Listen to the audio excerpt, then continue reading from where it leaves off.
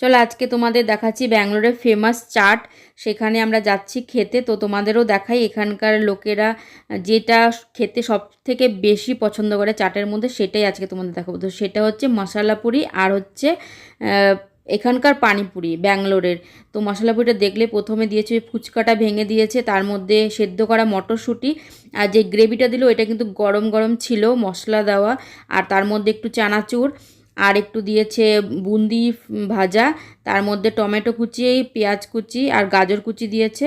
এটা দিয়ে দিল, এটার নাম হচ্ছে মশলা পুরি। এখানকার লোকে এটা খুবই পছন্দ করে, আর আমি আগে একটু পছন্দ করতাম না, কিন্তু এখন খেতে খেতে আমারও খুব ভালো লাগে। আর এটা হচ্ছে এখানকার ফুচকা। ফুচকাতেও কিন্তু আলু ছাড়া ফুচকা, মটরশুঁটি সেদ্ধ দিয়েছে ওটার মধ্যেও, আর দিয়েছে একটুখানি চানাচুর, আর ওরকমই শশা কুচি আর পেঁয়াজ কুচি টমেটো কুচি দিয়েছে। আর তার মধ্যে এখন দিয়েবে একটুখানি জল, টক জলটাও কিন্তু আলাদা রকমের এখানে, আর একটু ওইরকম গরম জলটাও দিয়েছে, মানে গ্রেভিটা।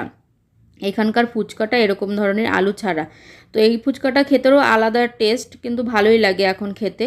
আর আমার মশলা পুরি খাওয়ার পরেও যে একটা জল থাকে টক জল, যেটা বললাম একটু আলাদা, এই জলটাও দেয় খাওয়ার পরে।